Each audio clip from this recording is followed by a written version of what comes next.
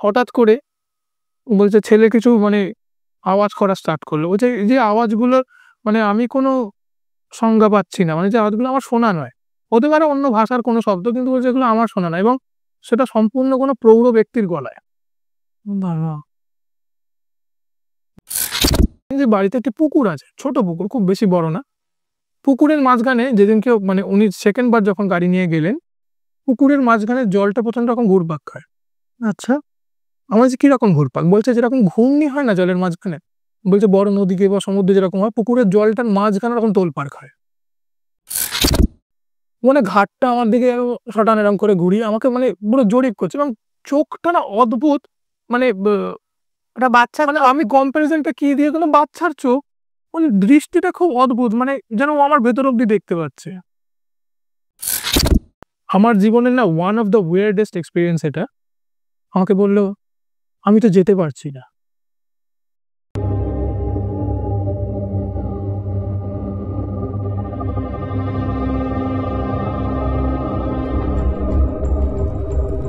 Alokik, beyond the veil of reality. নমস্কার, অলৌকিকের আরেকটি নতুন এপিসোডে আপনাদের প্রত্যেককে স্বাগত। আমি দেবাঞ্জনা। আজকে আমাদের মধ্যে পেয়ে গেছি ঋত্বিক চক্রবর্তী মহাশয়কে। আজকে আমাদের সাবজেক্ট হলো কিছু প্যারানর্মাল ঘটনা। সঙ্গে থাক। নমস্কার। আর প্রথম পরিচয় আমার বাল্য বন্ধু এবং দ্বিতীয় পরিচয় হলো ও নিজে খুব ভালো জ্যোতিষী, গণনা করেন, কবজ তৈরি করেন এবং প্যারানর্মাল কাজও উনি করে থাকেন। তো আপনাদের কারোর কোনো কাজে লাগলে বা কোনো কিছু প্রয়োজন পড়লে অবশ্যই ওনার সাথে যোগাযোগ করতে পারবেন। আমি ডেসক্রিপশনে ওর নাম্বারটা দিয়ে দেবো। এই যে চারিপাশে অনেক অঘটনও ঘটছে, প্রচুর অঘটন ঘটগুলো এগুলো জানতে পারি না আমরা, কিছু কিছু ক্ষেত্রে নজরে আসে। আমি এরকম একটা ঘটনা আজকে বলবো, একটু শেয়ার করছি। হ্যাঁ, একদম একদম। তো আজ থেকে মানে বছর ৩ আগে, লকডাউনের পর তো আমার বাড়ি বেহালায়। তো আমার কাছে হঠাৎ আমার এক বন্ধু বলে, ভাই আমার এক কলিগের ওয়াইফ, তো সেই কলিগ মানে আমার সেই বন্ধুর কলিগটি মারা গেছে, কলিগের ওয়াইফ এরকম তোর সঙ্গে একটু কন্ট্যাক্ট করবে, তুই তো এরকম একটু পুজো আচ্ছা করিস, একটু প্রবলেমগুলো প্যারানর্মালগুলো দেখিস টেকিস, একটু ওকে হেল্প করতে। তাহলে আমি ভাই একটু বাইরে আছি, এখন পারবো না, আমি ভুলে গেছিলাম। তো তারপর আমার মাঝখানে কিছু কাজ ছিল, আমি ভুলে যাই জিনিসটা। আসার পরে ও আমাকে আবার ফোন করে বলে যে এরকম ব্যাপার, দেখ না খুব মুশকিল, ওর বাচ্চাটাকে নিয়ে খুব সমস্যা হচ্ছে। বললাম ঠিক আছে, বাচ্চাকে নিয়ে সমস্যা, আমি আর ডিলে করিনি। আমি বললাম ঠিক আছে, তোর বন্ধুর কলিগের বউকে বল আমায় কল করতে নাম্বার দিয়ে। মানে ওনার হাজবেন্ড মারা গেছে?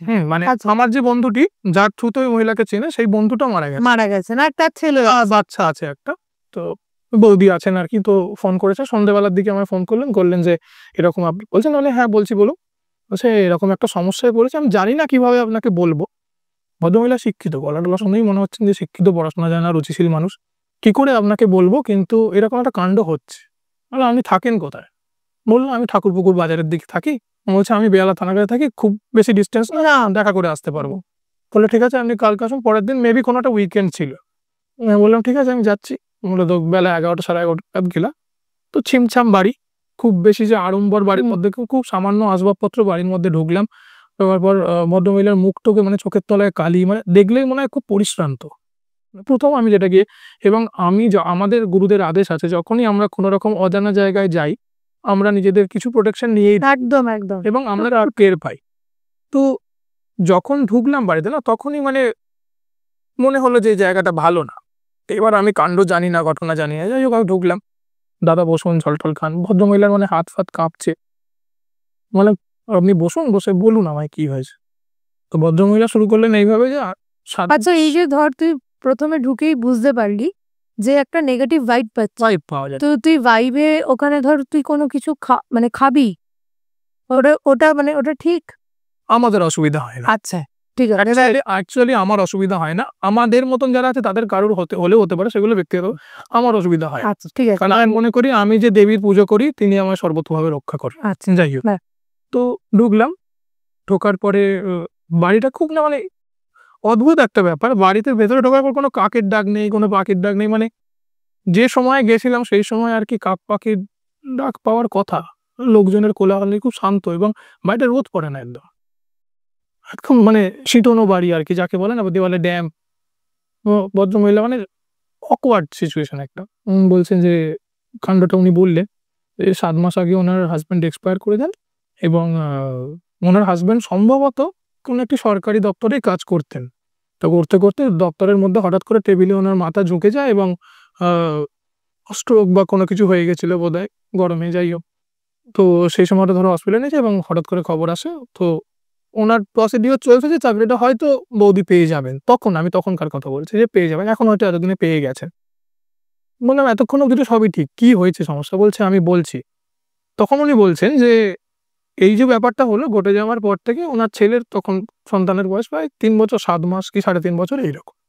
ছোট ছেলে, সে ঘরের মধ্যে শুয়ে আছে। মানে আমি বলছি ঘুমোচ্ছে, শরীর-টরীর খারাপ। বলছে ওর শরীর ৪-৫ দিন ধরেই খারাপ। তো বাচ্চাটার আরকি বিগত ৫-৬ দিন ধরে মানে যখন থেকে উনি ফার্স্ট কনট্যাক্ট করেন তার আগে থেকেই উনি কিছু সিম্পটম দেখছিলেন। তো বাচ্চাটার শরীর খারাপ করে যায় একটু এবং বাচ্চাটা ৩.৫-৪ বছরের বাচ্চা, তার এমনই শরীর খারাপ করে যে বিছানায় প্রায় শোয়ানো। আমি তো ভদ্রমহিলাকে বললাম যে আপনি ডাক্তার দেখাননি? বলল ডাক্তারের কাছে তো ডেফিনিটলি নিয়ে গেছি। প্রায় ২ জন ডাক্তার দেখানো হয়ে গেছে। টেস্ট হয়েছে। বিভিন্ন রকম টেস্ট হয়। আমি বলছি প্রবলেমটা কি হয়েছে? পেটের গোলমাল? বলছে সেসব হলে তো বুঝতে পারতাম যে স্বাভাবিক ব্যাপার। গোলমালটা এমন হয়েছে বাচ্চাটা, বলছে ভদ্রমহিলা, আমি সিকোয়েন্সটা বলি। ভদ্রমহিলা বলছেন তো কিছুদিন আগে মানে আমি ওনার সঙ্গে কথা যেদিন বলতে গেছি তার ৩-৪ দিন আগে খুব ঝড় বৃষ্টি হয়। তো ভদ্রমহিলা বলছেন যে আমাদের বাড়িতে পেছন দিকের রাস্তাটার কাছে মানে ওনাদের ওটা ভাড়া বাড়ি, সম্ভবত ভাড়া বাড়ি। তো ওই যে জায়গাটা, সেই জায়গাটাতে মানে মানে বাড়িওয়ালারই বাড়ির ওই জানলাটাতে খড় দেওয়া যে জানলাগুলো হয় না? তো ওইগুলো তোলা হয়েছিল এবং নতুন জানলা বসানো হয়েছে, কিন্তু কাঁচ বসেনি এখন। পেপার কেটে লাগানো দেওয়ালগুলোতে। জানলার ফাঁকগুলোতে এবং ওইগুলোতে পেপার লাগানো এবং বলেছে প্লাস্টিক লাগিয়ে নিতে, বাড়িওয়ালা নাকি কাঁচ লাগিয়ে দেবে পরে। তো সেই জন্য বলছে ঝড় বৃষ্টি হয়েছে, ঘরে জল ঢুকছিল প্রচণ্ড। বলছে আমি কি করেছি মানে নাইট ল্যাম্পটা অন করে রেখে শুয়েছি। ছেলেকে একদম বুকে জড়িয়ে ধরে শুয়েছেন ভদ্রমহিলা। বলছে হঠাৎ করে ছেলে এরকম পাশ ফিরছে, বলে আমারও ঘুমের রেশ, ঘুমে গেছি আমরা। পাশে ঘুরেছি আমি। হঠাৎ করে দেখছি গো, গো করে আওয়াজ হচ্ছে। এবার যতই হোক বাচ্চার মা সারাক্ষণই সচেতন। বলছে ও হওয়ার পর থেকেই আমি সচেতন হয়ে গেছি। ওই তারপর ওর বাবার এরকম মিসহ্যাপটা হওয়ার পর থেকে আমরা আরও সচেতন। হ্যাঁ, বলছে আমার মা মাঝে আমায় দেখতে আসে, আমার ভাই দেখতে আসে আমাকে। কিন্তু আমি তাও ওরা বলে যে ওদের বাড়িতে গিয়ে থাকতে, মানে ভদ্রমহিলার বাপের বাড়িতে গিয়ে থাকতে, কিন্তু উনি যাননি, উনি এখানে থাকে।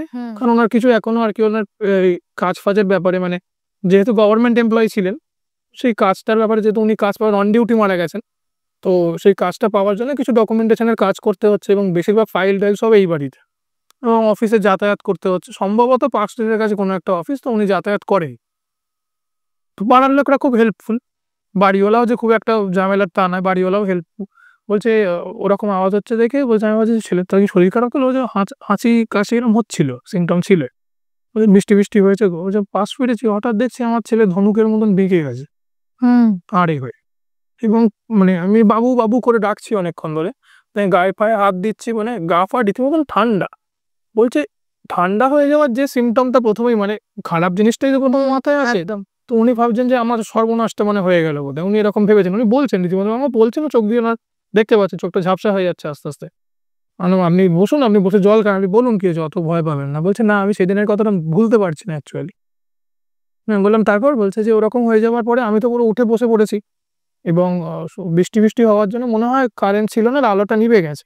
আধো আলো জানলাতে যেহেতু আলো, বাইরে আলোটা আসছিল, ছেলে পুরো বেঁকে গেছে এবং মুখ দিয়ে গো, গো করে আওয়াজ করছে। বলছে আমি ভাবছি কি হয়ে গেল? জল-টল নিয়ে এসে আমি ভালো মতন ছেটাচ্ছি। ছেলে পুরো স্টিফ।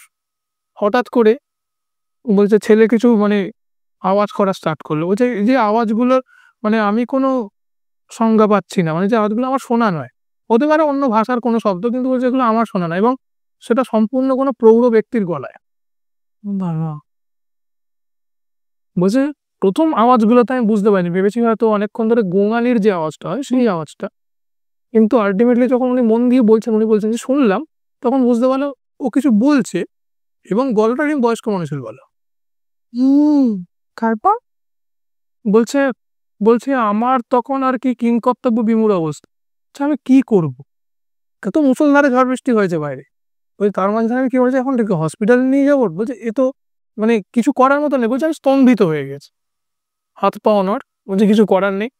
বলছে বলছে ঘরে একটা মা কালীর ছবি ছিল, আমি অনেক করে মাকে ডাকছি যে মা, বলে যা হয় ডেকে নেওয়া মাকে, ঠাকুরের শরণাপন্ন হওয়া, মা এ করে বলছে খানিকক্ষণ, বলছে জাস্ট ফ্রিকশন অফ মিনিটের মধ্যে 1.5 থেকে 2 মিনিটের মধ্যে ছেলেটা আমার নর্মাল হয়ে গেল। বলছে এবং এমন নর্মাল হলো সে যেন মানে ঘুমোচ্ছে, একদম ঘুমোচ্ছে। মানে ওর যে মাঝখানে ও যে এরকম বেঁকে গেছে, কিছু বলছে, বলছে ছেলে ঠিক হলো এবং ঘুমোচ্ছে ছেলে।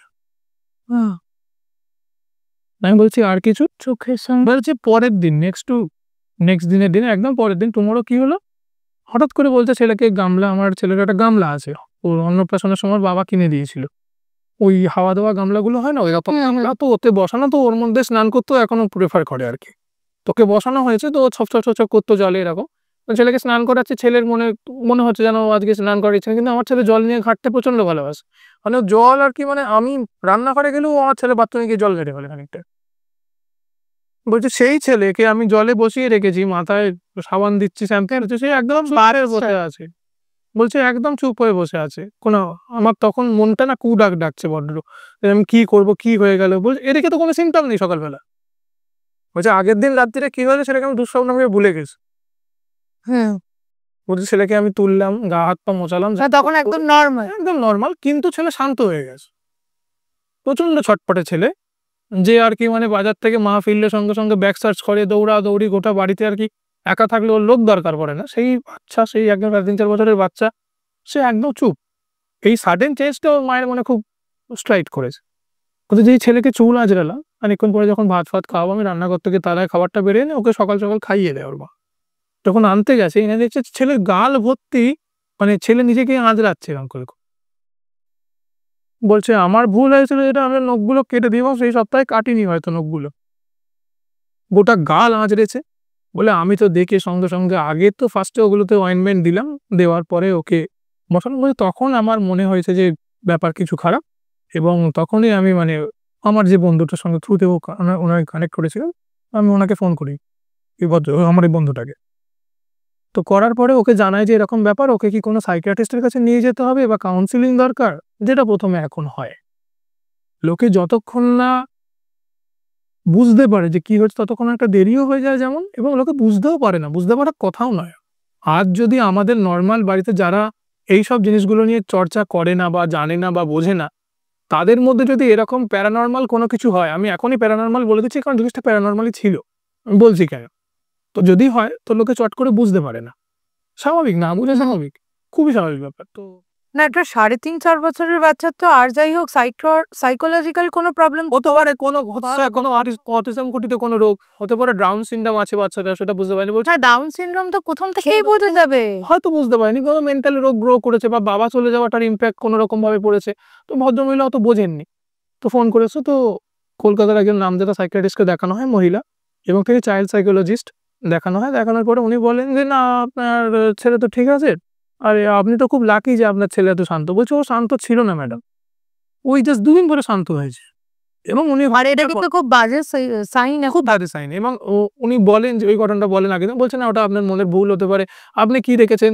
বলছে যে ম্যাডাম আপনি দেখুন, আপনি তো সদ্য স্বামীহারা, আমি সাজেস্ট করবো আপনি সাইকোলজিস্টকে দেখান এবং কাউন্সিলিং করান, কারণ এই শোকগুলো এমনভাবে, উনি ভুল বলেননি, শোকগুলো এমনভাবে স্ট্রাইক করে যে হতে পারে আমরা অনেক রকম হ্যালোসিনেট করছি বা কোনো কিছু, যে আপনি হ্যালোসিনেট করতে পারেন। তো ভদ্রমহিলার এবার নিজের উপর সন্দেহ হয় যে হয়তো উনি ভুল দেখেছেন। বলছে কিন্তু আজকের ঘটনাটা, বলছে ও বাচ্চা মানুষ নিজেকে আঁচড়ে ফেলে, বাচ্চারা তো কত কি করে, হাত ফাত নাড়তে নাড়তে করে ফেলে, আপনার নখগুলো কেটে ওকে ঠিক রাখবে তাহলে হবে। তো যাই হোক, নিঃশ্বাস ফেলে উনি বাড়ি আসেন, এবং সেই দিন রাত্রে আবার সেম ঘটনা, আবার সেম। এবং সেটা মানে নাইট ল্যাম্পের আলোয়, আরে বাপরে। এবং সেটা সেই সময়টা কিছুদিন মানে ওই রাত্রিটা ওই জিনিসটা আগের দিনের থেকে একটু লম্বা সময় অবধি স্টেডি হয়। তো উনি যাই হোক, আমি তো বাইরে ছিলাম, আমি তখন ধরতে পারিনি, কোনো আমাকে শোনা মাত্রতে আমার বন্ধুটা কন্ট্যাক্ট করে এবং আমি তো যাই। আমি বললাম ম্যাডাম একটা কাজ করুন, আমাদের যা নর্মাল প্রসিডিওর, আমরা যে প্রসিডিওর ফলো করি, মানে আমি একটু দেখবো ওকে। তো আমি যখন ওর কাছে গেছি, বাচ্চাটা মানে আমাকে দেখে মানে তাক করে খাটের মধ্যে উঠে এরকম বসে পড়লো, শুয়েছিল কিন্তু, মানে জেগেছিল? ঘুমোচ্ছিল, জেগেছিল, আই ডোন্ট নো, শুয়েছিল লে ডাউন অবস্থায়। আমি ঘরে ঢোকার পরে না মানে জাস্ট স্প্রিং এর মতন উঠে বসলো, ওর মা সঙ্গে সঙ্গে বলে, "বাবু, কাকু আর কিছু করবে না। তুমি দেখো তোমার জন্য চকলেট নিয়ে এসছে, তুমি বসো।" মানে ঘাড়টা আমার দিকে সটান এরকম করে ঘুরিয়ে আমাকে মানে পুরো জরিপ করছে এবং চোখটা না অদ্ভুত মানে ওটা বাচ্চা মানে আমি কম্প্যারিজনটা কি দিয়ে গেলাম, বাচ্চার চোখ মানে দৃষ্টিটা খুব অদ্ভুত, মানে যেন ও আমার ভেতর অব্দি দেখতে পাচ্ছে। ও যেন আমার কতদিনের চেনা, ও যেন আমায় দেখেছে আগে। বলছে আমার দিকে হঠাৎ করে তাকিয়ে মানে আপাত মস্তক আমাকে দেখছে, "তোমার নাম কি? তুমি কোন ক্লাসে পড়ো?" যা বাচ্চার সঙ্গে ইন্টারেকশনে যা জিজ্ঞেস করি, এবার আমার সঙ্গে বাচ্চাদের খুব একটা বনে না কোনো কালই। মানে আমি বাচ্চাদের খুব একটা গ্রহণযোগ্য কোনোদিনই হয়ে উঠতে পারিনি। মানে বাচ্চার মায়েরা আমাকে দূর থেকে ট্রেনে দেখিয়ে বলেছে, "তো খেয়ে নাও, ওই কাকুটা ধরে নিয়ে যায়।" ছেলেধরা টাইপের হয় তো আমাকে, হ্যাঁ। তো এইবার যে কারণে আমার সঙ্গে বাচ্চাদের খুব একটা বন্ধুত্ব কোনোদিন হয়নি। আমি ভাবছি কি কথা বলতে হয়, "কেমন আছো? কি করছো?" এইসব জিজ্ঞেস-টিজ্ঞেস করেছি। আমার আপাতমস্তক আমাকে দেখে নিয়ে বলল না, "আর তো কদিন।" মানে ওয়ার্ডটা এখনো কানে বাজে। আমি ওর মায়ের দিকে একবার দেখছি, আকাশ পাতাল আমি ভাবছি। আমি কিসের কদিন? আমি কি টপকে-ফপকে যাবো? কি ব্যাপারে বলছে ও?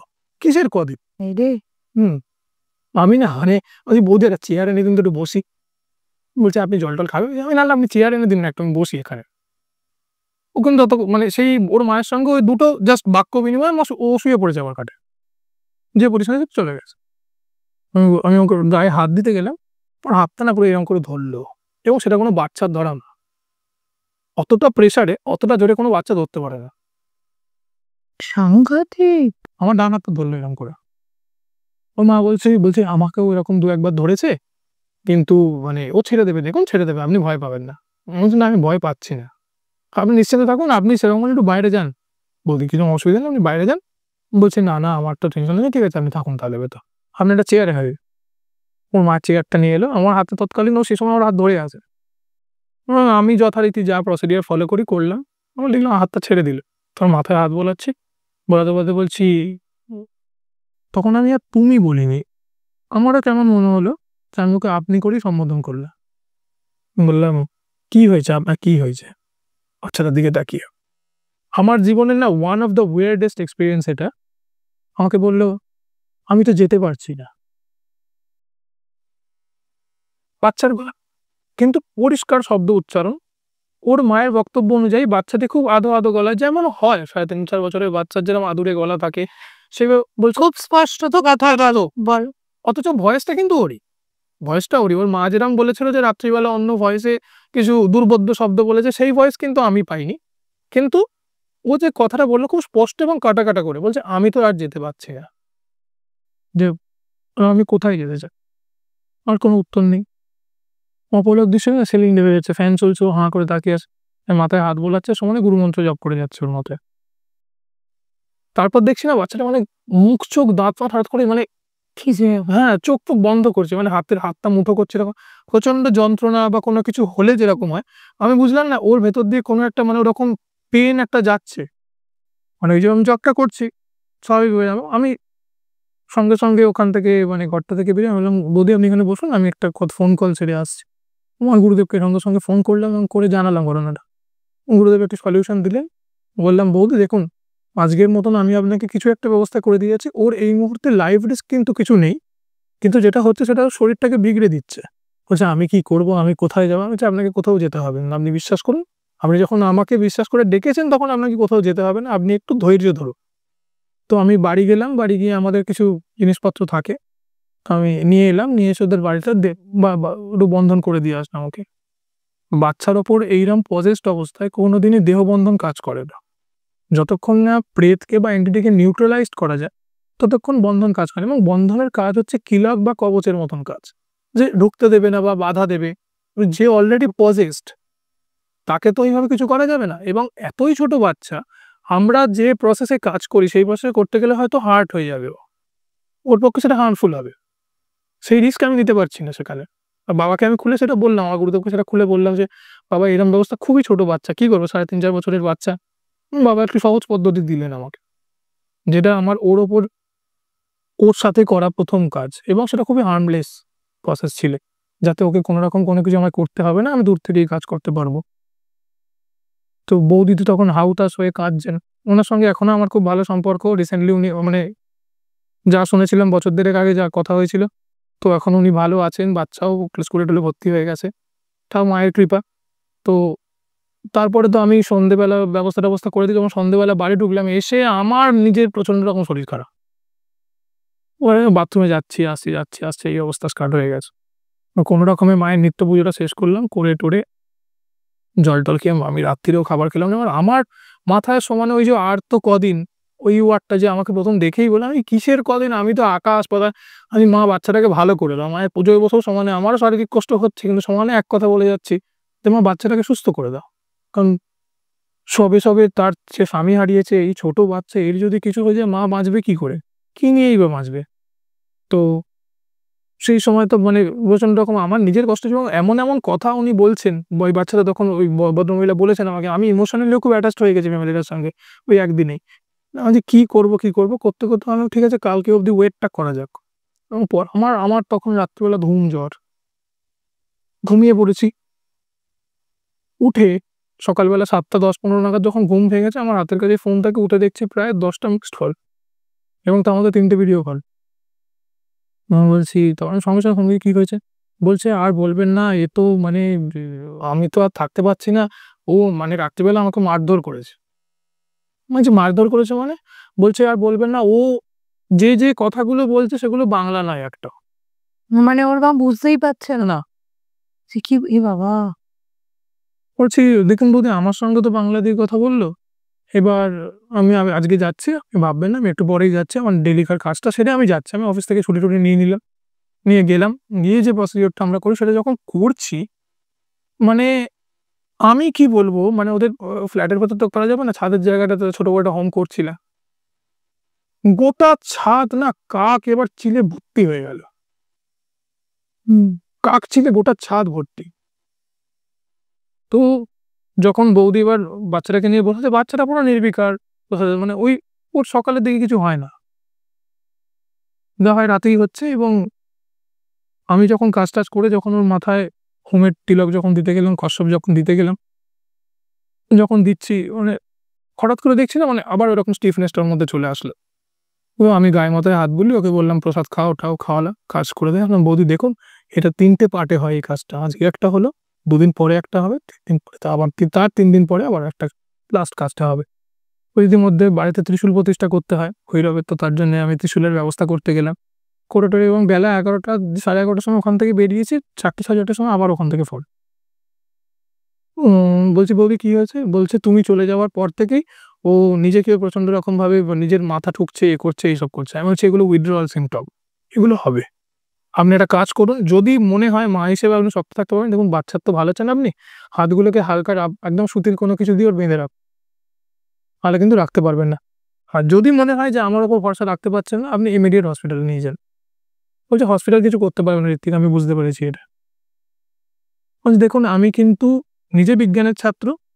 তারপরে আমি এই রাস্তায় এসেছি। আমি আপনাকে সাজেস্ট করব, যদি মনে হয় যে আপনার সন্তানের কোনো কিছুতে ক্ষতি হবে বা আমাকে দিয়ে হবে না, আপনি কিন্তু, আমি কোনো রেগে বা কোনো হার্ট ফিলিংস নিয়ে আপনাকে বলছি না, আপনি কিন্তু ইমিডিয়েট হসপিটালে নিয়ে যান।" তো উনি বললেন, উনি ভরসা রেখেছিলেন, যাই হোক, সেটা মায়ের কৃপা হয়তো। তারপর আল্টিমেটলি যখন করা হলো, লাস্ট যে প্রসেসটা, সেকেন্ড প্রসেসটার মধ্যেও তো ও ছটপটানি ও দেখিয়েছেন এবং তো কিছু হয়নি, যাই হোক। থার্ড প্রসেসটা, লাস্ট প্রসেসটা যখন আমরা ত্রিশূল প্রতিষ্ঠা যখন করছি, সেই সময়ে মানে খুব বাজে এভাবে ওদের ঘরের মধ্যে মনে হলো না, আলমারিটা ভীষণভাবে দুলে উঠলো। এখন বৌদি আলমারিটা ওইরকম শেক করলো কেন? এবং তাতে সবাই চম্বিত, আমরা দুজনেই। আমি ছিলাম, অন্যান্য পাড়ার আরেকজন ভদ্রলোক, আমাদের বাড়িওয়ালা ছিল বোধহয়। তো আমার এই মুহূর্তে মনে হয় সম্ভবত ছিল বাড়িওয়ালা। আ আলমারি থেকে মনে হলো না ভেতরে কেউ আছে, যে ধাক্কা মারল ২ বার। আর আমরা ভাবছি কি অনেকক্ষণ ধরে, আমি তো আগের দিন থেকে হব্বিসি করে আছি কাজ করব বলে। বলছি না খাওয়ার জন্য আমার কি, এবার সবাই শুনতে পেয়েছে। বলছে যে, "বৌদি আলমারিটা খুলুন তো, কি আছে?" পুজোর মাঝখানে আমি বলছি, কাজটা কমপ্লিট করো তা।" বলছে, "হ্যাঁ, আলমারিতে তো আমিও আওয়াজ পেলাম।" বলছি, "খুলুন আলমারিটা খুলুন।" আলমারিটা খোলা হতে আল্টিমেটলি দেখা গেল মরা একটা পায়রা, তার হাড় কঙ্কাল বেরিয়ে গেছে। বলছি ওর খুলতে গেলে ভটকা বন্ধ একখান। মানে ওটা ফেলিওর হয়ে গেছে। না, ইউজড আলমারি ওদের? ভদ্রমহিলা বলছেন উনি ৩ দিন আগেই ওখান থেকে জিনিসপত্র বের করেছে। ওখানে ক্যাশ রাখেন উনি। এ বাবা!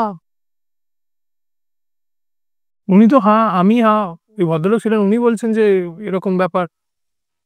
তো খুব আশ্চর্য ঘটনা, এবং পায়রাটার মানে হাড় কঙ্কাল যতদিন থাকলে পচন ক্রিয়া শুরু হয় সেই টাইম পিরিয়ড ভদ্রমহিলা বলছিলাম 3 দিন আগেই খুলেছে, যদি পায়রা মারা থাকতাম তো বুঝতে পারতাম। বুঝতে পার তো যে প্রচুর জামা কাপড় আলমারির ভেতর তা নেই যে চোখে পড়বে না, ভেতরে ঢুকে আছে। বলছে পায়রা ঢুকবে কি করে? বলছে যে বাড়িওয়ালা ছিলেন উনি বলছেন যে বেড়াল এনে ঢুকিয়ে দিতে পারে মেরে টেরে। যে না, বেড়াল তো নেই এখানে, বেড়াল তো আসে না। তোমায় বললাম ঠিক আছে পায়রাটা বের করো, বের টের করা হলো, পরিষ্কার করা হলো। ঠিক তখন এরা এইটুকুনি কাঠের বক্স পেলাম আমি। বৌদিকে বলছি যে বৌদি এটা এই কাঠের বক্সটা কিসের, এটা কি আপনার গয়নাগাটি কিছু আছে? আপনি সরিয়ে রাখুন। আমি দাঁড়িয়ে আছি তো বসে। বৌদি বলছে না এটা তো আমার চেনা কোনো বক্স নয়। মানে তাহলে ধরবেন না, তাহলে ধরবেন না, ওটাকে টাচ করবেন না। তো আমি এনে শুদ্ধিকৃত যা জল ছিল আমাদের সেই দিয়ে করে আস্তে করে তুললাম ওটাকে। আমার চিমটা নিয়ে গেছিলাম, চিমটা দিয়ে তুললাম। তো এই যখন খুলছি ভেতরে বেশ খানিকটা ছাই তার ভেতরে। কিসের ছাই আমি আজও জানি না। আমি হোমের বললাম যে তাহলে আমি এটা ব্যবস্থা করি, এটা নিয়ে গিয়ে আমাদের কেওড়াতলা শ্মশানের আদিগঙ্গার ঘাটে ফেলে দিয়ে আসি।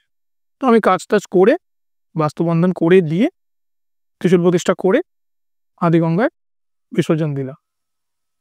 রাত্রিবেলা 8:40 কি 8:45 এরকম টাইমে, 9টার মধ্যেই, কারণ 9টা নাগাদ আমি নিত্য পুজো করতে বসে যাই, বসে গেলে আমি তো ফোন ধরতাম না, তাই জন্য সম্ভবত 9টার আগেই ঘটনাটা। ভদ্রমহিলা আমাকে ফোন করেছেন, করে বলছেন যে ওনার মা সিঁড়ি থেকে পড়ে গেছে। অন্য বাড়িতে? ওনার বাপের বাড়িতে সিঁড়ি থেকে পড়ে গেছে। বললাম এখন কেমন আছে? বলছে আমাকে তো যেতে হবে। আমি চাই ছেলেকে নিয়েই যান, কোনো অসুবিধা নেই, কিছু হবে না। ক্লাইম্যাক্সটায় আসছি ঘটনাটার, মানে এত উদ্ভট ক্লাইম্যাক্স। যখন ওরা পৌঁছেছে বাচ্চাকে কোলে নিয়ে, বলছে বাচ্চা কি নর্মাল? বলছে যে নর্মাল মানে শান্ত, কোনো সেরকম আর কোনো কিছু চেল্লামেল্লি চেঁচানো। ওটা 3 দিনের কাজ? 3 দিন না, টোটাল প্রসিডিউরটা 7 দিন ধরে চলে। 3টে পার্টে হয়। 3টে? হ্যাঁ, প্রথমটা 2 দিন পরে একটা, তারপরেরটা আবার তার 3 দিন পরে একটা, টোটাল 1 সপ্তাহ পেরিয়ে যাওয়ার পরের ঘটনা এটা। মানে কাজ তোমাদের তোদের কমপ্লিট হয়ে যাওয়ার পরে। তো এবার ভদ্রমহিলা নিয়ে গেছে, বলছে হসপিটালে যখন গেছে, গিয়ে বলছে যে ছেলেটা মানে যেতেই আর কি ছেলেটা চনমন করে উঠেছে হসপিটালে ঢুকতেই। আচ্ছা। বলছে দিদা দিদা দিদা, বলছে হ্যাঁ বাবা তোদের কাছেই যাচ্ছি। তো মা নিয়ে গেছে। তখন মনে হয় সিঁড়ি থেকে পড়ে গিয়ে কোনো যা ড্যামেজ হয়েছিল মানে নর্মাল বেডে দিয়েছে, মানে কোনো সার্জারি বা কিছু পরে জ্ঞান ফিরেছে ওনার দিয়েছে। তো নিয়ে গেছে, দিদা বলছে আমার নাতি বলে আমার হাত হাত বুলিয়েছে। তো দিদার হাতটা তখন খপখপ হয়েছে, যেরকম যে পরিমাণ প্রেশারও আমার হাত ধরেছিল, যেভাবে ওর মায়ের হাত ধরে সেইভাবে ওর দিদার হাতটাও ধরেছে। দিদা তো আলটিমেটলি আমার মনে হয়েছে ভদ্রমহিলা হয়তো এই যে এতগুলো ব্যাপার হয়েছে সেগুলো সেরকম খুব বেশি কাউকে জানাননি। কারণ জানালে একটা হই ইরই কাণ্ড কাণ্ড। কারণ যতই হোক নাতি, দাদু, মামা সবাই আছে, তারা তো কোনো কিছু করতো না। তো হওয়ার পরে ওনার মায়ের নাম করে বাচ্চাটা বলছে আর কত পাপ করবি। মানে ও দিদাকে মাঝখানে দিদাকে বলছে। এবং এই কাণ্ডটা হয়েছে ন্যাশনাল মেডিকেল কলেজে। আচ্ছা। ফিমেল ওয়ার্ডে যখন অবজারভেটরি ওয়ার্ডে যখন দেওয়া, তখন বলছে আর কত পাপ করবি, আর তো হবে না, আমি চললাম বলে বাচ্চাটি চুপ হয়ে যায়।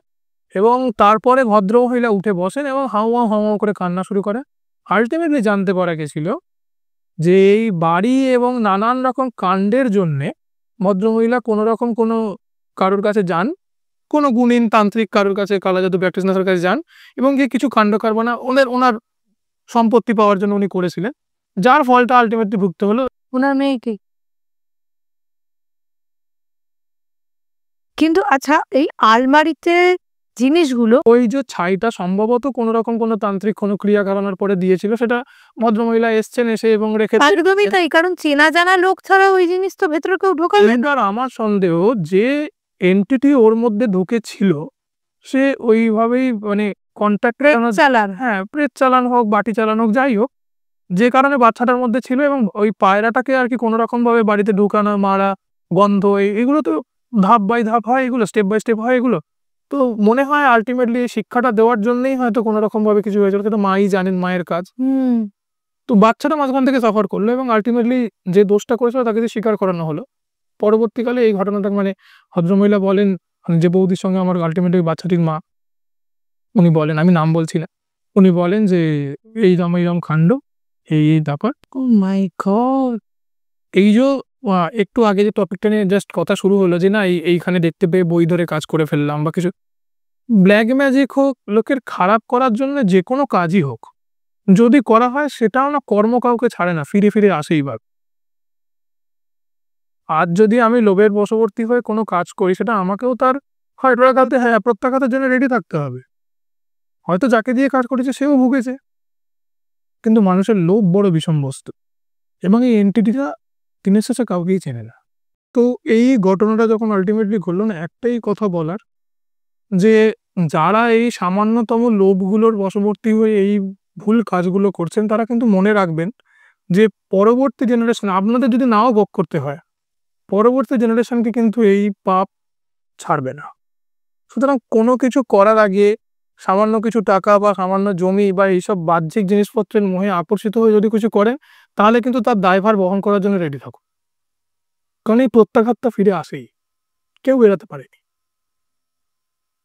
তাই ব্ল্যাক ম্যাজিক টুকটাক যাই করুন না কেন, একটা সার্টেন লিমিটে করুন, এবং এমন কিছু করবেন না তার যাতে আপনার পরবর্তী বংশ, যারা উত্তরসূরি যারা আসছে, তাদেরকে এই জিনিসটা নিয়ে সাফার করতে হয়। আচ্ছা, ঘটনা সূত্রে একটা কথা বলি, যে ঘটনাটা তুই এখন বললি, যে ওই যে ওর দিদাকে গিয়ে বলছে যে তুই আর কত পাক করবে, বাংলা ল্যাঙ্গুয়েজ না, একদম বাংলায় বলেছে। তো আর রাত্রিরে অন্য ল্যাঙ্গুয়েজ বলছে, যেটা ওর মা বুঝতে পারছে না। আমার ধারণা ভদ্রমহিলা বাচ্চাটা সম্ভবত এমন কোনো আওয়াজই করেছিল যেটা কোনো ল্যাঙ্গুয়েজ বলে ভুল করেছেন, সেটা আমার একান্ত ব্যক্তিগত, কিন্তু ভদ্রমহিলা বারবার, মানে বৌদি বারবার বলেছে যে না কিছু বলছিল। এবার সেটার রিজন আমি এখনো অবধি জানি না, সেটার জন্য আমার মানে জিনিসটা যখন মিটে গেছে না, আমি খুব স্বস্তি পেয়েছিল, কারণ এইরকম ঘটনা আমি কখনো এর আগে দেখিনি।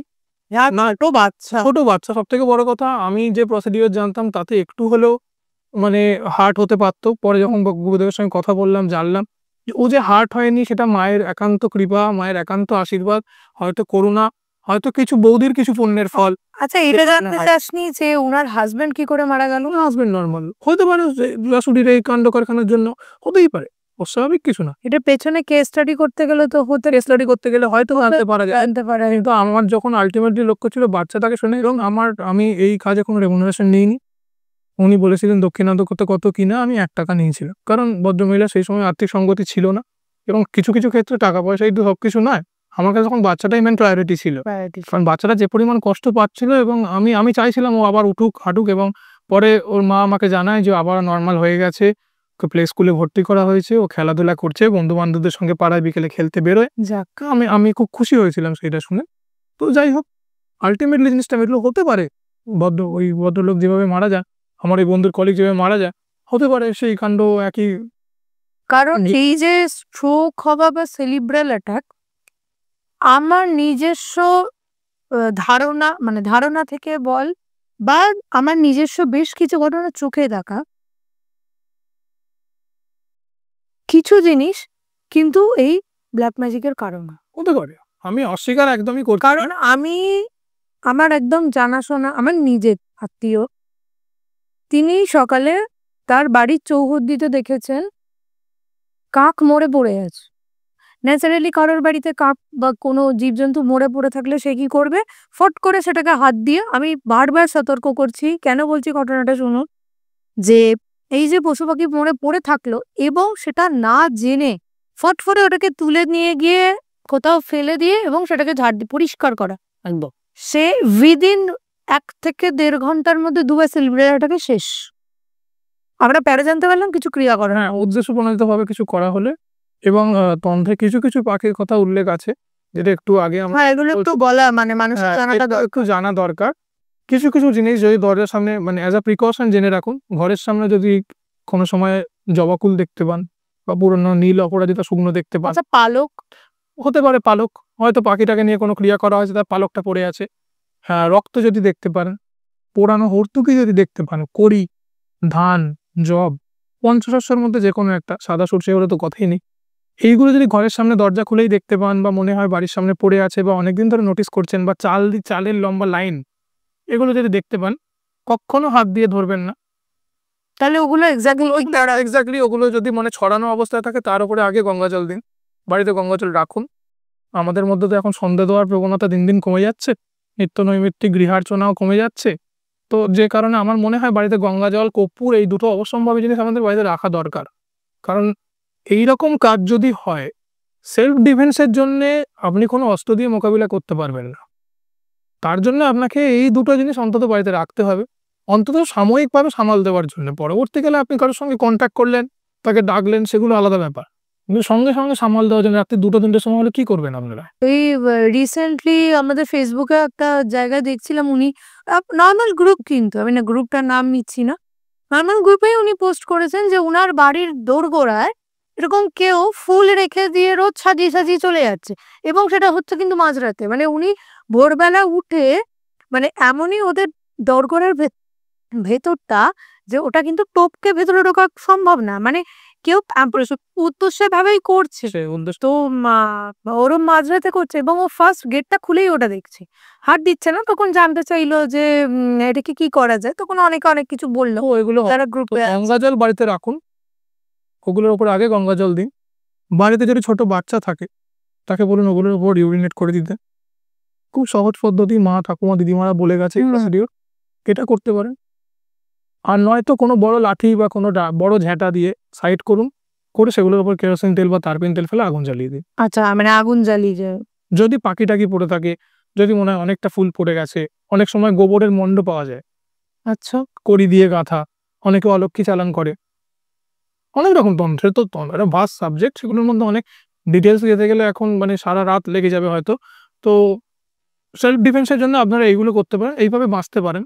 কিন্তু পরবর্তীকালে আলটিমেটলি যদি কেউ কোনো ভালো, এবার সাধকেরও তো মানে যেমন হ্যারি পটারে যেমন দেখেছি ভলডেমর্ট একসময় খুব ভালো উইচ ছিল, তো ভলডেমর্ট যেমন করতে পেরেছিল, ক্যাপেবল ছিল, সেরকম ক্যাপেবল লোকও তো আছে নেই আছে। এবং যারা সামান্য অর্থের বিনিময়ে লোকের হয়ে করে দেন যে না উচ্ছেদ হচ্ছে না, উচ্ছেদ করিয়ে দেবো, বিদ্বেষণ হচ্ছে না, করিয়ে দেবো, বশীকরণ হচ্ছে না, করিয়ে দেবো। ট্রেনে ফেনে যাতায়াত করতে করতে দেখতেই পারেন 501 টাকায় তীব্র বশীকরণ, 1 ঘন্টায় কল। এটা তাই আমি জানি না কতটা হয়, কারণ আমার খুব সুন্দর খনামা, হ্যান মা, ডান মা, নানান রকম নাম। খনা একজনই ছিল না। হ্যাঁ, যাই হোক প্রচুর নাম দেখা যায়। তো পরাশর, ভৃগু যারা ছিলেন তারা তো নমস্য ব্যক্তি, তাদের জন্য আমরা জ্যোতিষ পেয়েছি, কিন্তু এরকম নামের প্রচুর লোকজন ঘুরে বেড়াচ্ছে। তো যারা এই 501 টাকা তীব্র বশীকরণ করছে, লোকে এদের কাছে কি যাচ্ছে না? এদের তো রুটি রোজগার চলছে, লোকে এদের কাছে যাচ্ছে, এবং আলটিমেটলি এরা স্টেপ নিচ্ছে আপনার আমার খারাপ করার জন্য। 501 টাকার বিনিময়ে হয়তো নিচ্ছে, পরবর্তীকালে হয়তো 1001 টাকা নেবে, কিন্তু খারাপটা এরা আলটিমেটলি করবে। এরা সারাটা জীবন ডেডিকেটেড করে রেখেছে তন্ত্রের কাজে। এরা যদি 501 টাকায় কিছু করেও, ধরুন বেশি কিছু করতে পারলো না, কিন্তু আলটিমেটলি এমন কিছু করলো যেখানে আপনার আঙুলটা ভেঙে গেল বা আপনার শরীরটা খারাপ হয়ে গেল, এরকম হয়েছে। এবং তার থেকেও ক্যাপেবল লোক যদি কেউ হয়, অনেকেই থাকেন তারা গুপ্ত সাধক, তারা নিজেদের পরিচয় আনেন না। সাধকরা করবেন না এই কাজ, এটা আমি ওপেন প্ল্যাটফর্মে আবার বলছি, সাধকরা কখনো এই নোংরা পথে আসেন না। সাধকরা হয়তো আপনাকে ডিফেন্সে সাহায্য করতে পারেন, বাঁচাতে পারেন, কিন্তু সাধকদের আলটিমেট লক্ষ্য মায়ের দর্শন পাওয়া, যে দেবী তার ইষ্ট, যে দেব তার ইষ্ট, তার কাছে যাওয়া এবং মুখ্য। সাধকদের কাজ এটা। সাধকরা আপনাকে সাহায্য করতে পারে, কিন্তু সাধকরা কখনো কুটিল এইরকম কাজে ঢুকবে না। এইরকম কাজে তারাই ঢোকে যারা লোভী। আচ্ছা, এই যে এই কথাটা বলতে বলতেই মনে পড়লো যে এই যে এত বড় বড় প্ল্যাটফর্ম, এত বড় বড় ঝা চকচকে দুনিয়া, মানে শুধুমাত্র দুনিয়া মানে ফিল্ম ইন্ডাস্ট্রি আমি বলছি না, আরো অনেক, ধরো মিনিস্টার লেভেল, এবং এখানেও শুনেছি যে এই যে মন্ত্রী সন্ত্রী বা পেছনে অনেক এত বড় বড় স্টার বেশি হয়। আমি এটাই জানতে চাইছি যে আমি এদের পেছনে কিছু হয় না, আমি বলছি এরা কি নিজেরাই কিছু করে না, মানে মানুষের না একটা স্বাভাবিক প্রবৃত্তি আছে। অনেকদিন আগে কোনো একজন লেখকের একটা লেখায় পড়েছিলাম যে নেপালির যেমন কুকরি, পাঞ্জাবির যেমন কৃপান, বাঙালির তেমনি কাঠি। তো এই 3টে অস্ত্র, বাঙালি কাঠি করতে ভালোবাসে, এবং ঈশ্বরগুপ্ত অনেকদিন আগে বলে গেছেন যে বাঙালি হচ্ছে কাঁকড়ার জাত, একটা উঁচু তুললে আর একটা ঠ্যাং ধরে টেনে না হবে। তো উঁচু জায়গায় উঠলে, যখনই যে উঁচু জায়গায় উঠছে, যেভাবেই উঠুক, সে সেইটাকে নিয়ে কাজ করে উঠেছে, এবং পেছনে যারা সমালোচনা করে তারাও কিন্তু রয়েছে। এবং সেই জায়গা থেকে টেনে নামানোর জন্য, আমি বাঙালির থ্রু দিয়ে বললাম, কিন্তু বিভিন্ন জাতের মধ্যে বিভিন্ন উঁচু জায়গায় উঠলে বিভিন্ন জায়গাতেই এরকম লোকজন থাকে যারা টেনে নামানোর জন্য উদ্গ্রীব, এবং তোমার নামে বা আমার নামে কুৎসা করার আগে তারা দুবার ভাববে না। আজ আমি যদি বিনা পয়সায় কারুকে হেল্প করি, ইনসিডেন্ট একটা বলি, খাস খবর হতো তখন, তখন খাস খবর হতো ন্যাশনালেই হতো বোধহয়, না DD7 বা এরকম কিছুতে হতো। তো খাস খবর একটা খবর কভার করেছিল ওরা, 2003 কি 4 ঘটনা বলছে, ক্লাস 5-6 পড়ি তখন। তো ওরা ওই খবরটা বলেছিল যে একজন FRCS করা ডক্টর পুরুলিয়ার একটা প্রত্যন্ত গ্রামে গিয়ে ডাক্তারখানা খুলে বসেছে। কিন্তু গ্রামের লোক হেকিমের কাছেই যায়, গ্রামের লোক ওঝার কাছেই যায়, গ্রামের লোক কিন্তু ডাক্তারের কাছে আসে না। এবার খাস খবর গেছে গিয়ে এবং গ্রামের লোকেদের যখন ইন্টারভিউ করছে, ওরা জিজ্ঞেস করছে যে ডাক্তারবাবু বিনা পয়সায় ট্রিটমেন্ট করছে, অত বড় বিদেশ থেকে পাস করা ডাক্তার, তোমরা তার কাছে যাচ্ছ না কেন? বলছে কেন যাবো, বিনা পয়সায় করছে মানেও ভালো না। এটা তো মানুষের সাইকোলজি। হ্যাঁ, এইবার এই যে কাণ্ডটা হচ্ছে, এই কাণ্ডটা কেন বলা, ধান ভাঙতে শিবের গীতটা কেন করলাম আমি, এর মেন কারণ হচ্ছে লোকে না বোঝে না যে যারা মানুষের ভালো করছে, লোকেরা দোষ নয়, কারণ সমাজটাই এখন এমন কলুষিত হয়ে গেছে না, লোকে কেউ কারোর ভালো করলেও ভালোটা বুঝতে পারে না। তো যদি আমি রেমুনারেশন না নিয়ে কোথাও কাজ করি, যদি মনে হয় যে ফিনান্সিয়ালি লোকটা স্টেবল নয়, আমার একটা তোর ইথিক্সে লাগে। আমার এথিক্সে লাগে যে এই ভদ্রমহিলা বা এই লোক, একজন ভদ্রলোক এসেছিলেন আমার কাছে, তার চাকরি চলে গেছে, আমি তাকে যতটা পারা যায় নর্মালি হেল্প করেছিলাম এবং তার সিভি আমি নিয়ে রেখেছিলাম তন্ত্রের কাজের বাইরে, এই সাথে বাইরে সিভি নিয়ে রেখেছিলাম। যদি আমার চেনা জানা কোনো থ্রুতে সিভি পাঠিয়ে তাকে চাকরি দেওয়া, এবং আলটিমেটলি তার সেটা জ্যোতিষ দিয়ে সাপোর্ট করেই হোক, তন্ত্র দিয়ে সাপোর্ট করেই হোক, এবং তার কাছ থেকে আমি রেমুনারেশন নিই কিছু, কারণ তার সামর্থ্য ছিল না। আচ্ছা, একটা প্যারানর্মাল কেস শুনবো। আচ্ছা, প্যারানর্মাল কেসের মধ্যে প্রথমেই একটা বললাম, দ্বিতীয় যে কাণ্ডটা যেটার কোনো কুল কিনারে এখনো আমি পাইনি, সেই কাণ্ডটা আমি ব্যক্তিগত কারণে তার কোনো নাম ফাম এখন কোনো কিছুই বলছি না, জায়গাও বলছি না, তর্কের খাতিরে ধরে নিলাম। জায়গাটা হচ্ছে হাওড়া। একটি বাড়িতে 3 জন সদস্য ছিলেন, ভদ্রলোক, তার ওয়াইফ এবং তাদের ছেলে, যে কিনা একটা কলকাতার IT কোম্পানিতে কাজ করত। তো হঠাৎ করে ছেলেটির বাইক দুর্ঘটনায় মৃত্যু হয়।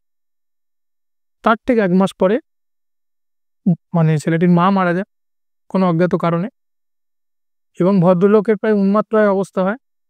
পাড়ার লোকেরা ধরে তাকে হসপিটালে নিয়ে যায়, দেখানোর পরে তিনি হসপিটালেই মারা যান। বাড়িটির আর কোনো রিলেটিভরা কেউ ক্লেম করেনি। ভদ্রলোকের দূরসম্পর্কের এক ভাই ছিলেন, যিনি আসেন এবং ক্লেম করেন। ঘটনা এত অবধি দিব্যি চলছিল। যখন ওই ভাই ক্লেম করেন বাড়িটা, তখন তিনি তার 2 বন্ধু বান্ধব নিয়ে এসে মাঝে মাঝে রবিবার কি শনিবার করে ওইখানে থাকতেন। যখন থাকতেন, হ্যাঁ, থাকতে থাকতে ভদ্রলোক ভেবে রেখেছিলেন যে এরকম জায়গাটা একটু আর কি আমার ধরে নিই যে একটু গন্ধগ্রাম টাইপের জায়গা, যেখানে কোনো নর্মাল মেট্রো লাইফের সুবিধা নেই। তো ভদ্রলোক ভাবেন যে এখানে এটাকে ফার্ম হাউস হিসেবে রাখবেন বা নয়তো প্রমোটারকে দিয়ে দেবেন। তো জায়গাটার ইদানিং পরিচিতি খুব আর কি ট্যুরিজমের দিক থেকে হচ্ছে। আচ্ছা, তো ভদ্রলোক আসেন 2-3 জন বন্ধু বান্ধব নিয়ে, তাদের ওয়াইফরাও আসে, তারা পার্টি করছিল। তো করতে করতে ছাদে যখন পার্টি চলছে, সেই সময় এক বন্ধু পড়ে যায় ছাদ থেকে। সৌভাগ্যবশত তিনি মারা যাননি, আচ্ছা, কিন্তু আহত হন প্রচন্ড রকমভাবে। সেই রাতে পার্টি বন্ধ হয়, প্রায় 2 মাস বন্ধ থাকে সবকিছু ওই ঘটনার রেশ সামলাতে। তারপর ছাদটা কি খোলা ছিল? ছাদ ছিল, ন্যাড়া ছাদ।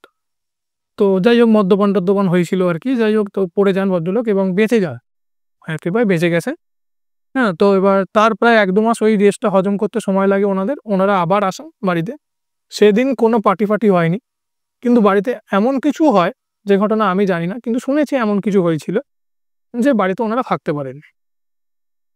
ব্যাক টু 2024 ডিসেম্বর, রিসেন্ট ঘটনা? রিসেন্টই বলা যায়, রিসেন্ট একদম রিসেন্ট। তো আমার কাছে একটি ফোন আসে, ফোন করেন একজন প্রমোটার ভদ্রলোক, করে বলেন যে আপনি এরকম দেখেন না। বললাম হ্যাঁ দেখি। বলছে আপনি একটুখানি একদিন আসতে পারবেন, টাইম বের করে, আপনার যে উপযুক্ত রেমুনারেশন আমি দেবো। বললাম কী ব্যাপারে? বলছে না একটু কথা ছিল। ঠিক আছে, আমি জিজ্ঞেস করি না আগে, সামনাসামনি দেখা না হলে জিজ্ঞেস করাটা উচিতও নয়, ভব্যতাও না। তো আমি যাই সেই জায়গায়, গিয়ে যখন উনি দাঁড়িয়েছিলেন, উনি আমাকে দেখালেন যেরকম বাড়ি। আমি তো ওই বাড়ির চৌহদ্দিতে আমি ঢোকার সময় কিছু টের পাই, যে কারণে আমি ঢুকিনি। আমার প্রচণ্ড রকম শরীর খারাপ লাগতে শুরু করেছিলাম, ঢুকিনি ওই বাড়িতে। তো ভদ্রলোক আমার কাছে বলেন যে এরকম ব্যাপার। তো আমি তারপরে তাকে খুঁচিয়ে আমাকে জিজ্ঞেস করতে হয়। তো তিনি ওটাকে ফ্ল্যাট বানানোর কথা ভেবেছেন, বা কোনো গেস্ট হাউস বা কিছু বানানোর কথা হয়তো ভেবেছেন উনি, আমি জানি না। কিন্তু ভেঙে ফেলবেন, ডেমোলিশ করবেন জায়গাটা। তো আমি তাকে বলি যে আপনি একটু টাইম দিন, এটাকে এক্ষুনি ডেমলিশ করবেন না, বাড়িতে কি কাজ হয়েছিল। তো উনি শুধুমাত্র ওই যে ছাদ থেকে পড়ে যায় ওই ঘটনাটাই আমাকে বলেন। আমি বলি আমি কি ওনার সঙ্গে এবার কথা বলতে পারি, কারণ আমি যা বুঝলাম প্রমোটার ভদ্রলোক জানেন না ঘটনা কি হয়েছিল, উনি যা ওনাকে বলা হয়েছে সেটাই শুনেছেন। বললো হ্যাঁ। তো এবার ভদ্রলোককে আমি যখন ফোনে আলটিমেটলি কন্ট্যাক্ট করলাম, তো উনি ফোনটা করলেন বিভিন্ন রকম করে, আলটিমেটলি বললেন যে না, আমার ভাইপো, আমার বৌদি এবং আমার দাদা এরকমই মারা গেছে এখানে। এবং তাদের কাজ বলছে ভাইপোর তো অপঘাত মৃত্যু হয়েছিল, তো যা কাজ হয় সেরকম অপঘাতের কাজ হয়েছে, বৌদিরও কাজ হয়েছে, দাদারও কাজ হয়েছে, আমি নিজে করিয়েছি। তো আমি তখন বললাম যে ঠিক আছে, কাজ যখন করিয়েছেন তাহলে উনি কি দেখেছিলেন সেদিনকে। বলছে আমরা যখন ওইখানে প্রথমবার যখন যাই, যখন ওই মারা যায়, তখন আমরা কেউই খুব একটা সেন্সে ছিলাম না, এবং আমরা ভেবেছিলাম হয়তো কোনো কিছু ওই বন্ধুর হচ্ছে বলে আমরা পুলিশের ঝামেলায় জড়িয়ে যেতে পারি, যে কারণে আমরা জিনিসটাকে অ্যাভয়েড করে যাই এবং নিজেদের মধ্যেই রাখি এবং লোকাল একটা নার্সিংহোমে নিজেরা টাকা দিয়ে ট্রিটমেন্টটা করাই। আচ্ছা। বন্ধুও কিছু বলেনি, যাই হোক যেহেতু নেশা করেছিল তো কোনো ঘটনা আল্টিমেট কোনো কিছু কেউ বলেনি বলে। এবং তারপর আমি 2-3 বার গেছি ওখানে, থাকতে পারিনি। আমি যে কি হয়, আমার বক্তব্য এত এই জিনিস জিজ্ঞাসা করার কারণ যে কি হয়, আমাকে তো জানতে হবে ব্যাপারটা কি। তো আমি ওনাকে জিজ্ঞেস করি যে কি হয়, তো উনি বলেন যে বাড়িতে একটি পুকুর আছে, ছোট পুকুর, খুব বেশি বড় না। পুকুরের মাঝখানে যেদিনকে মানে উনি সেকেন্ড বার যখন গাড়ি নিয়ে গেলেন, পুকুরের মাঝখানে জলটা প্রচন্ড রকম ঘুরপাক খায়। আচ্ছা। আমার যে কিরকম ঘুরপাক, বলছে যেরকম ঘূর্ণি হয় না জলের মাঝখানে, বলছে বড় নদীকে বা সমুদ্রে যেরকম হয়, পুকুরের জলটার মাঝখানে এরকম তোলপাড় খায় এবং মাছগুলো লাফায় প্রচন্ড রকম, মাছ ফাছ আছে, ছোট ছোট মাছ ফাছ, সেগুলো লাফায় এবং জল উপরে চলে আসে। আমি বলছি আপনি কখন রকম ভূমিকম্প বা এরকম টাইপের কিছু টের পেয়েছেন? বলছে না, কিন্তু পুকুরের জলটা এরকম বারবার হয়। বললাম আপনার কখনো মনে হয়নি যে কোনো কিছু হয়েছে, সেগুলো কাজ ফাজ ঠিক করে হয়নি, এগুলো করানো দরকার? বলছে সেই জন্যই আমি করতে পারলাম না বলেই ওনাকে বলেছি, মানে প্রমোটারের নাম করে বলছেন, ওনাকে বলেছি, কিন্তু আলটিমেটলি প্রমোটারও কাটতে পারছেন না। আমি বলছি প্রমোটার তো আমাকে সেই কথা বলেননি। বলছে না, উনি এসছেন, ওনার একদিন গাড়ি খারাপ হয়ে গেছিল, উনি এসছিলেন এখানে, আমাকে 50% অ্যাডভান্স করা আছে এবং বাকি ফ্ল্যাটের কথা আছে, যদি উনি ফ্ল্যাট বানান ফ্ল্যাট দেবেন, বা যদি গেস্ট হাউস বানান তার পার্টনারশিপে ওনারা কিছু ব্যক্তিগত আলোচনা করেছেন। কিন্তু আলটিমেটলি প্রমোটারের তো যখন আমি আবার এই সোর্সটা ধরে জিজ্ঞেস করলাম, তো উনি ওখানে কান্নার শব্দ শুনতে পান। রাত্রিবেলা স্পর্শ পেয়েছেন 2-3 বার। আচ্ছা। বাথরুমের কল বন্ধ করে দেওয়ার পর কল খুলে যায়। তো এই কাণ্ডগুলো ওনার হয়েছে, ওনার মনে হয়েছে যে করা দরকার। তো আমি ওনাকে আলটিমেটলি বলেছিলাম যে জায়গাটাতে ইমিডিয়েট যদি আপনারা ডেমলিশ এখনই করতে যান তাহলে কিছু খারাপ হতে পারে, কারণ এরকম হয়েছে, এরকমই একটি কাণ্ড, সেম মোটামুটি এরকম ধরনের কাণ্ড মিস্ত্রি দিয়ে কাজ করা থেকে মিস্ত্রি ভাড়া থেকে পড়ে গিয়ে আরজি করে ভর্তি করতে হয়েছিল, এরকম কাণ্ড হয়েছিল, মানে দুজন মিস্ত্রি 2 দিন পর পর পড়ে গেছে। আচ্ছা। তো আমি ওনাকে বলি, উনি বলেন কি করতে হবে, তো আমি একটু প্রসেস ওনাকে বলি। আলটিমেটলি আমরা সেই জায়গাটাতে, মানে এখনো আমার যে টিম আছে, যারা আমরা যারা একসাথে কাজ করি, তো আমরা এখনো প্ল্যানে আছি যে সেই জায়গাটাতে আমরা একটা কাজ করব। তো হলে আশা করছি যে সেই সমস্যার সমাধান হবে। বাপরে! আমি গিয়ে বেশিক্ষণ কাটাইনি, কারণ আমার শরীর খারাপ করছিল, হয়তো ভেতরে ঢুকলে কিছু হতে পারতো বা কিছু তোর আগেও শুনেছি যে প্যারানরমাল ঘটনা, তোর যে মালদা ঘটনাটা ঘটেছিল, তা তো হয়েছিলই, কিন্তু তারপর যখন শরীর খারাপ হয় ওরকম জায়গায় গেলে, ওগুলো যারা মিডিয়াম টাইপের লোক আমাদের মতন, মানে তোর মিডিয়াম, মানে হ্যাঁ আমার মধ্যে মিডিয়াম ক্যাটাগরি আছে, ক্যাটাগরি আছে, যারা এইরকম এই কাজগুলো করে, যারা বুঝতে পারে, যারা প্যারানরমাল অ্যাক্টিভিস্ট যারা আছে, যারা কাজ করে এবং যারা তন্ত্র সাধনার সঙ্গে যুক্ত হয়ে এই কাজগুলো করে, কিছু জেনুইন লোকজনকে আমিও চিনি, যারা এগুলো খুব ভালোভাবে একদম।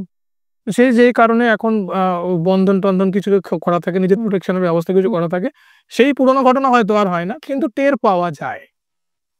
খুব সাধারণ মানুষ গেলেও আমার মনে হয় যে, কারণ বাড়িটার যা এনার্জি ভাইব ছিল, তাতে মনে হয় খুব সাধারণ মানুষকেও ঢুকলেও সে টের পাবে। কারণ আমার যেমন হয়েছে, ডিজায়ার ফুলফিলমেন্ট না হওয়ার জন্য ওইখানে ওরকম ব্যাপার হয়েছে, বাড়িতে হয়তো ভদ্রলোক ছাড়তে চাননি, বা অত ইয়ং একটা ছেলে চলে গেছে, সেই শোকে মা চলে গেল, সেই শোকে বাবা চলে গেল, মাথা ছেলেটা অপঘাতের মৃত্যু মানে কি? না বাইক অ্যাক্সিডেন্ট হয়েছে, বাইক অ্যাক্সিডেন্ট হয়েছিল। আচ্ছা। কোনো আইটি সেক্টরে চাকরি করতে, সল্টলেকের দিকে অ্যাক্সিডেন্ট হয় রাত্রিবেলা। হ্যাঁ, এগুলো তো রাত্রে নাইট শিফট করতো বা কিছু করতো বা আসছিল, তখন অ্যাক্সিডেন্ট হয় আর কি। তো মারা যায়, 2 দিন হসপিটালে ছিল, বাইপাসেরই কোনো একটা নার্সিংহোমে ছিল। তো এই ঘটনা তো এরকম ঘটনা। তো আলটিমেটলি আমরা একটা প্ল্যান করেছি যে ওখানে কাজ করব, আশা করছি ঠিক হবে। না সেটা এখানে পডকাস্টের পরে প্রথম যখন অলৌকিক শুরু হয়, প্রথম পডকাস্টের দিকে যে তোর দুটো আগে এপিসোড হয়ে আছে অলরেডি, মানুষজন যারা দেখেননি তারা ওর আগে দুটো পডকাস্ট দেখবেন। একটা পুরো প্যারানর্মাল আছে, একটা পুরো তন্ত্রবিদ্যা নিয়ে আছে। ভালো করে দেখবেন, অবশ্যই মানুষজন উপকার পাবেন। তো তন্ত্রের এপিসোডটার পরেই মেবি ভদ্রমহিলা আমার সঙ্গে কন্ট্যাক্ট করেন এবং করে বলেন যে কিছু স্বামী স্ত্রীর দাম্পত্য কলহ বা হ্যান ত্যান নানান রকম প্রবলেম। আমি ডিটেলে যাচ্ছি না, কে বলেছেন কি বলেছেন আমি কোথাও যাচ্ছি না। উনি একজন সাধকের কাছে যান এবং সেই ভদ্রলোক প্রচুর টাকা নেন, 3 দফায় টাকা নেন এবং কিছু পর থেকেই কত টাকা নিয়েছিল? প্রায় 2.5 লাখ। তো সেই সর্বনা, এত ভিটামাটি ছাড়ি। ওই যে লোভ বড় বিষম বস্তু। কিন্তু 2.5 লাখ নিল, কাজ হয়েছে? না, নাহলে তো আমার সঙ্গে যোগাযোগ হতো না কাজ। তো আলটিমেটলি আমি আচ্ছা তুই একটা কথা বল, হ্যাঁ মানে যে এই যে টাকাটা নেয়, এই টাকাটা কি নেবার মানে আদৌ কি কাজে লাগে? ধর তুই তো একজন এই গুরু, তুই তো এই কাজগুলো কাজে লাগে বলতে আমি ভাবছিস যে এই কাজে মিনিমাম খরচা তো আছে, মিনিমাম পয়সা লাগে, আমাদের বলছি ধরুন বাবাটা লাগে। ধর আমরা একটা কোনো কারুর কবচ করলাম বা কারুর জন্য ধর কোনো দোষ কাটানো, দোষ প্রশমন ক্রিয়া কিছু করলাম বা কিছু করলাম, তার যে জিনিসপত্রগুলো কেনাকাটি বা রিচুয়াল, এবার আমাকে 3-4টে পুরোহিত হায়ার করতে হলো, 3-4টে তান্ত্রিক হায়ার করতে হলো, তারা কাজ করছে। এবার যে জায়গায় বসে কাজ করবো তার ভাড়া আছে, বলির জন্য যদি কোনো বলি রিকোয়ারমেন্ট থাকে সেই জিনিসপত্রগুলো সার্টেন অ্যামাউন্ট হয়ে গেল। হ্যাঁ আমি সেটাই। এবার দক্ষিণা কত হতে পারে? এবং শাস্ত্রে তার কোনো বিধিনিষেধ নেই, যজমান নিজের সামর্থ্য অনুযায়ী দক্ষিণা দেবে। এই যে আমি একটা রিসেন্ট ঘটনা বলি, কাশ্মীরের এই যে ঘটনাটা ঘটলো, সব খুব দুঃখজনক ঘটনা। তারপর বিভিন্ন এয়ারওয়েজগুলো লিমিটেড ফেয়ারের থেকে প্রায় 3 ডবল 4 ডবল করে ভাড়া বেশি নিচ্ছে, মানুষের বিপদে দিচ্ছে। এটাই হচ্ছে অবস্থা। না কিন্তু এটা শুনলাম যে, আমি বিশেষে একটু কথা বলি যে এটা কিন্তু অটোমেটিক হচ্ছে, যে রিকোয়ারমেন্টের জন্য যে তাতে যেটা তাতে যে এয়ারওয়েজ কোম্পানিগুলোর কোনো হাত নেই সেটা বলা খুব ভুল। আর এয়ারওয়েজ কোম্পানিগুলো চাইলে তো ফেয়ার বাঁধতে পারে না। বিশেষ করে কিছু কিছু জায়গায় যখন এমন অবস্থা 26 জন 28 জন যে মানুষরা যারা চলে গেলেন, তাদের জন্য কিছু দায়িত্ববোধ থেকেও তো করা যায়। যারা যারা প্যানিক হয়ে বলছে তারা ফ্লাইট বাড়িয়ে দিচ্ছে, ওইটুকুই শুনলাম। কিন্তু এখানে এই পক্ষে দুটো খবর হয়তো খুব বাজেভাবে রটেছে। এক হচ্ছে এটা অটোমেশন হচ্ছে, আমি যতটুকু খবর পেলাম। আরেকটা হচ্ছে যে আমাদের এই বাংলার যে ছেলেটা মারা গেল, জন্টু আলী শেখ, না বিতান অধিকারী, এবং বিতান অধিকারীর বলা হয়েছে এই খবরে 2 দিন ধরে চলছে যে ওর ওয়াইফ নাকি একটা ফান্ড রেজ করেছে। আমার এই টপিকটা তোলার মেন কারণ হলো যে এই যে মানুষের বিপদে লোকে যারা সুযোগ তোলে, এরম স্বার্থান্বেষী, আত্মকেন্দ্রিক, লোভী, স্বার্থপর যে মানুষরা আছে, তারা আমাদের চারপাশেই আছে, প্রচুরভাবে ঘুরে বেড়াচ্ছে এবং কিছু করার নেই। যখন এইরকম ধরনের বিপদ হয় না, তখন সেই জন্য বলি সজাগ থাকতে হবে। যে কারণে বাড়িতে পুরনো প্রথা রীতি এগুলোকে বন্ধ করবেন না। এই যে সন্ধে দেওয়া, এতে কিন্তু নানান রকম উপকার হয়। ঘরে একটু ধূপধুনো দেখালে আপনার এমন কিছু খরচা বাড়বে না মানুষ, বরঞ্চ তাতে আপনার ঘরে নেগেটিভিটিটা কান। যদি কোনো, আমি মেনেও নিচ্ছি যদি কেউ উদ্দেশ্য প্রণোদিতভাবে আপনার ক্ষতি করার চেষ্টা করছে, জানবেন সবার উপরে মা আছে, মাকে ডাকুন। তার থেকে বেশি বড় খেলা তো কেউ খেলতে পারবে না। তিনি অঘটন পটিয়সী, হাজার বিপদ তিনি কাটিয়ে দেন। লোকে অতিরিক্ত মডার্নাইজেশনের চক্কর না সবকিছু থেকে ছিটকে বেরিয়ে যাচ্ছে। তন্ত্র, জাদু, ব্ল্যাক ম্যাজিক যা আছে, কাফল সাধনা হোক, তন্ত্র সাধনা হোক, যা যা হয় কারুর খারাপের জন্য, হাজারটা জিনিস আছে খারাপের জন্য, কিন্তু আলটিমেটলি মেন ট্রুথ তো নেই। বিশ্বাস করি না, মানি না, কোনো কিছু মানি না বলে কখনো একটু মেনে দেখুন। আসলে আমাদের এই মানে এই পেহেলগাঁওয়ের ঘটনাটা থেকেই তো এত জিনিসগুলো বাইরে ফোকাস হলো। কিছু মানুষ বলছেন যে এই যে হিন্দু এবং মুসলিম এই নিয়ে যে দ্বন্দ্বটা আবার লেগেছে, মুসলিমরা প্রচন্ড পরিমাণে তাদের ধর্মের প্রতি ডেডিকেটেড, যেটা আমরা নই। এটা আগের বারেও মনে হয় এসে বলেছিলাম যে ইউনিটি ব্যাপারটা, হ্যাঁ, যে মানে না হিন্দুরা এবং বাংলারা প্রথম থেকেই মানে নিজের রুটকে নিজে ভুলে গেছে, না প্রশ্ন করছে, এটা হয় না। না সেটা করানো দরকার আছে। না হলে হয়তো সতীদাহর মতন কুপ্রথাও কখনো বিলুপ্ত হতো না। সেটাও যেমন দরকার আছে, তেমনি এটারও দরকার আছে। খারাপ জিনিস হচ্ছে, বিচ্ছিন্ন করে তো লাভ নেই। নিজের সংস্কৃতিকে আমি যদি মনেও নি ওটা আমার আদি ঐতিহ্য, সন্ধে দেওয়াটা, দীপদান, তুলসী তলায় ধুনো দেওয়া, আমি যদি মনে করি ঐতিহ্য, তাহলে ঐতিহ্য হিসেবেই ফলো করি না কেন?